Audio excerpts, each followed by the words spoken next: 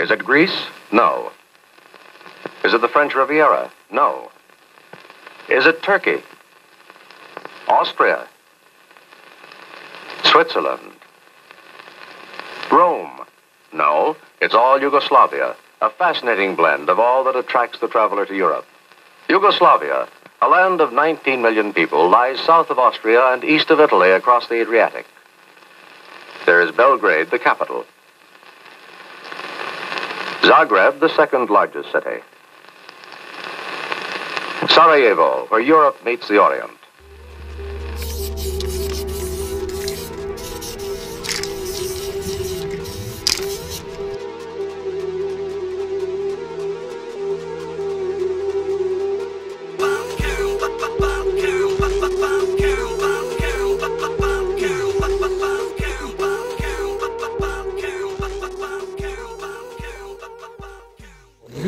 It's kind of a porn, you know.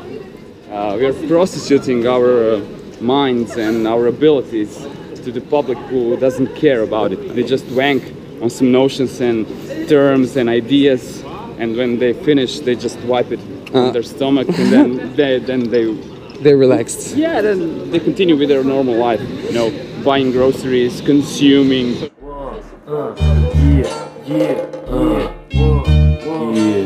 Kaj ima lima Bo kak si, kaj ima lima, da li sve štima, briješ odraslo, mislim da posluješ, ti si dorasto. Možemo zabrijat u duetu, radi štetu, jer ne vredi niko niš na svijetu u pubertetu. Bo kak si, kaj ima lima, ha si brodo, ja sam šeto Zagrebom, dok ti još nisi ni... The police is chasing him on the roof because the police is not intelligent enough to conclude this is the only way you can get on the roof and up the roof. Why don't we just wait here? Yeah, he was smoking the joint. They were running after him and he felt, I think he went up and fell on the stairs down, or here. I'm not sure.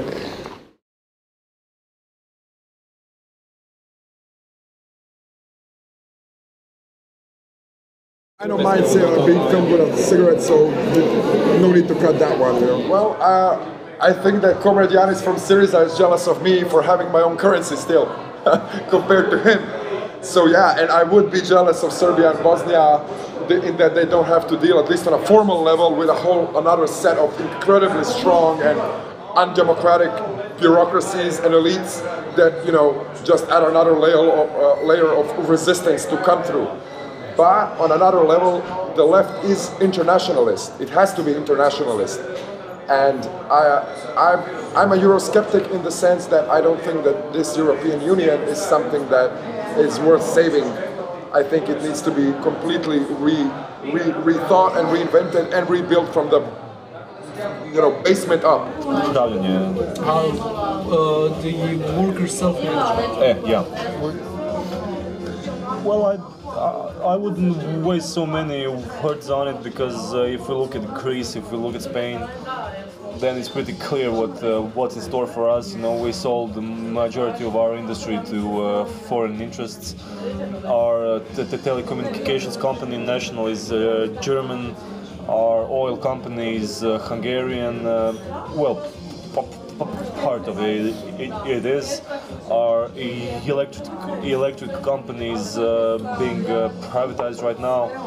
So, you know, I don't think Croatia stands a chance in Europe, especially with Germany holding such positions as is it now. Hey!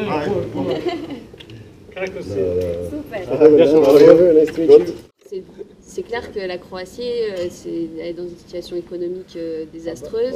Il n'y a pas de boulot pour les locaux, donc on va avoir pour les étrangers. Il y a même des quotas en fait qui existent en Croatie pour l'emploi des étrangers. Donc à niveau de compétences égales, si tu as 20 personnes croates qui postulent et un étranger, qui va obtenir le taf quoi. Donc il y a très peu de perspectives ici.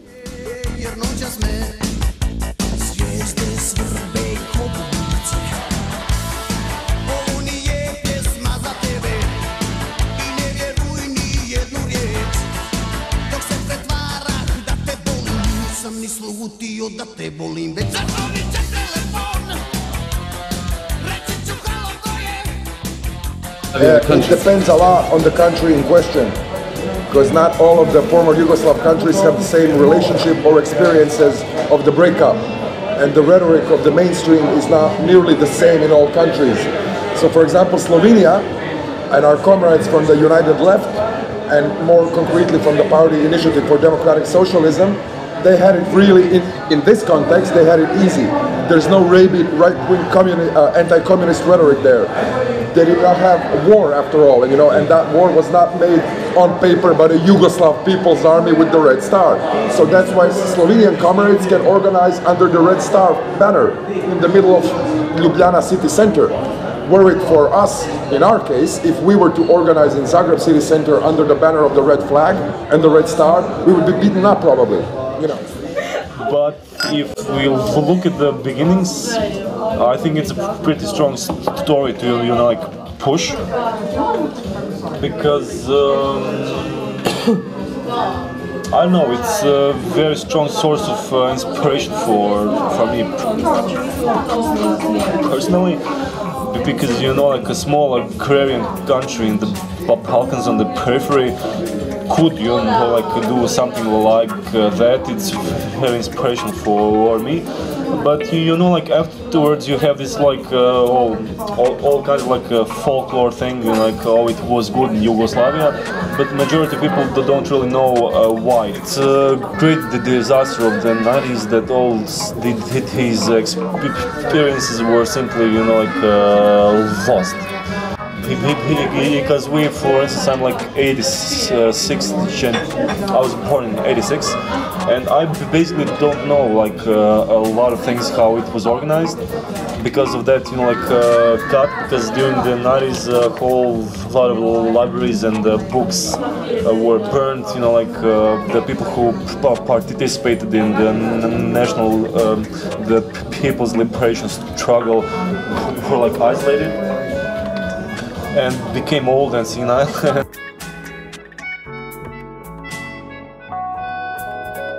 In theory it was socialism, but in reality it was very closed and centralized and being very hard party-led. But these mistakes you need to take into the account. And for the President Tito, I think he made some mistakes. But even so, these mistakes need to be looked at from the historical perspective and in the context of the relations in the world. Because the Yugoslavia was under attack from all sides, and it's I can from 2015 say fuck you man, you fucked up.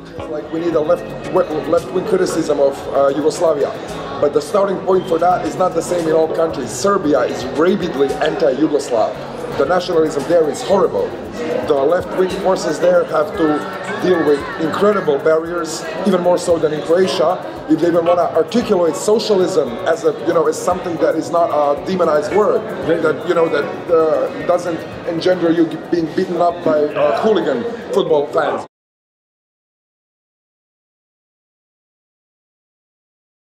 Because we have this huge football club in Zagreb, it's called Dinamo, and its supporters are mostly right-wing, and and the football in general is associated with the football fans are gorillas and the vandals and so on and so forth. But we want to promote football the thing that ties us to one another. If you have a club in which a friend is playing or a guy from the hood, it's always better to connect people through such ways. And also we are against modern football, which we consider in short like some sort of a cattle market. And the White Angels wanted to return the football to the people, to the masses. So we decided to establish our own football club. That would work with local people and also asylum seekers. from all over the world, but mainly like northern and central Africa.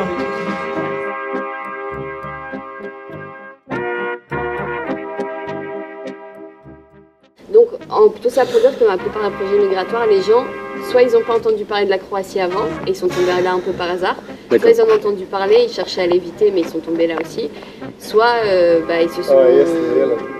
Ils ont tenté, mais en tout cas, j'ai jamais entendu quelqu'un dire mon but était la Croatie. Plusieurs trucs, c'est vrai que en fait, c'est dans deux contextes locaux très différents. En France, on a une réelle histoire de par le passé colonialiste aussi, il y a beaucoup de migrants post-coloniaux qui sont en France aujourd'hui. Et il y a déjà eu énormément de contacts avec ces populations-là. Notre culture, elle est aussi imprégnée de la culture algérienne, par exemple. Ici, c'est pas le cas. Ici, tu te bats dans les rues de Zagreb, tu vois pas de noirs, tu vois pas d'arabes, ou très peu. C'est une population très majoritairement blanche et qui se déclare majoritairement catholique, ethniquement. La question de l'ethnie, elle est très importante en Croatie, en fait. Well, they are very excluded from daily life in Croatia because they have this center for asylum seekers, but they're like isolated there and they don't have any kind of activity. En fait, on les a mis dans un ancien hôtel, cet hôtel pourri, et donc on a organisé un hébergement collectif de personnes dans un lieu qui n'était pas adéquat. Il y a des mots qui reviennent souvent, ils appellent ce lieu un camp fermé, ils appellent ce lieu une prison, ils appellent ce lieu un asile. On dit souvent, même pour les chiens, c'est mieux. Alors tu peux pas passer voir comme ça, sûrement pas. Actuellement, c'est gardé par des policiers. Avant, c'était un service de sécurité privé. Maintenant, c'est de la police. Après, la seule aide qui leur est versée, le seul subside étatique, c'est 100 kuna par mois. Donc 100 kuna, ça fait 13,30 €. Là, en 2015, quoi, le printemps 2015. Donc ça veut dire, si tu prends un ticket de bus, c'est 10 kuna. Donc tu peux t'acheter 10 tickets de bus, c'est super. Et il y a aussi le mythe parmi les Croates, ça, en ce moment, comme je suis en train d'enquêter dessus, il y a pas mal de gens qui pensent qu'ils ont 100 kuna par jour. Okay. Mais en fait non, c'est par mois, c'est juste 30 fois moins. En gros, quand tu es demandeur d'asile, maintenant le premier pays dans l'Union Européenne où tu fais ta demande d'asile, tu as des empreintes qui sont prises dans un système qui s'appelle Eurodac. Ce système, ça centralise toutes les empreintes et ça fait qu'après, si tu vas dans un deuxième pays dans l'Union Européenne, on te retrouve quoi. On te retrouve et on te...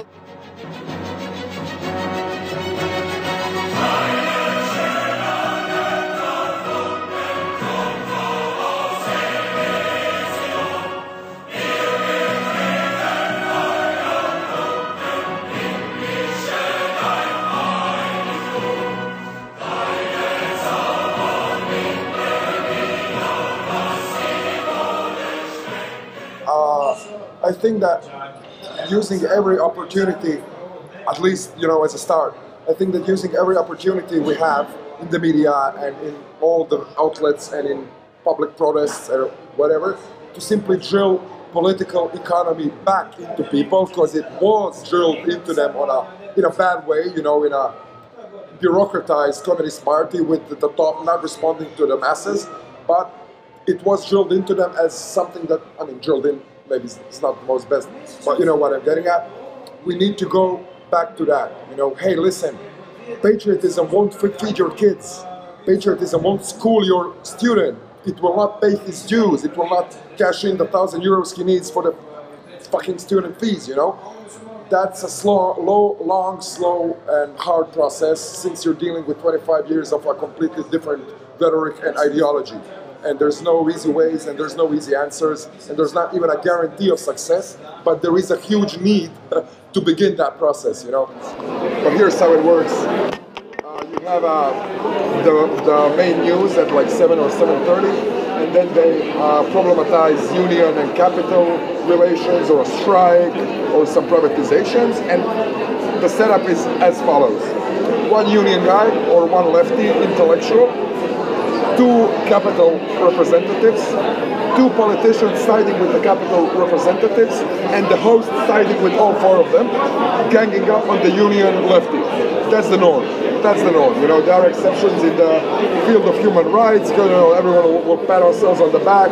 We like minorities, we like LGBT, we like Serbs, and where it's easy to score points for. Yeah, exactly. So that's where they get their points. But when it comes to the field of economy, or rather political economy, there's absolutely nothing to give us hope to get fair and balanced, like the Fox News logo says, fair and balanced representation. The right-wing forces of reaction and, nationalism are much more numerous at this point in time, much more well-funded, have a much greater access to the media, and a much bigger influence on the mainstream discourse. So it's, like Lenin said, well, one step forward, two steps back. You need to work through a lot of shit. From media, we're suffering some kind of attacks and threats, but if they're not hunting you, then you're really not doing your job, There will be a war. It will be a class war if we follow our program to the end. So, that socialist moment will come through struggle, not because we want it, but because the classes, the other class will fight to keep its privilege. So in that sense, the possibility of conflict is still not, out of the picture just because we don't have a third world war looming over the horizon. But who's to say that we don't, by the way? And I think that the stuff will going to escalate, not pretty soon, but in foreseeable future. So I think that the only thing to do for a leftist or call it whatever is to find ways in which to organize before that happens. And in order to organize, you can't really be hardcore, to find very specific theoretical divisions. Because if we look at the experience from Second World War and how the National Front was established in Yugoslavia, we can see that it was being led by Communist Party of Yugoslavia, but the people who participated in the majority were communists, but they all came together and found common solution for not only the foreign invasion but also for the betterment of the society as a whole. The question of coordination between different small, fragmented, like you also said for France, left movements, and then across national borders with the goal of countering that is not an easy task. It's a necessary task, but it's not easy. It's not easy. And even just to finish with that, it's not easy, and getting that into the mainstream media and the rest is next to impossible. We can have a meeting conference where we'll all say the necessary things, and who will cover it? Our 15 friends, our media, you guys?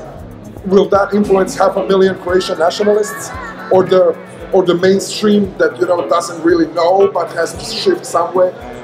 How to influence them? That's a whole different question.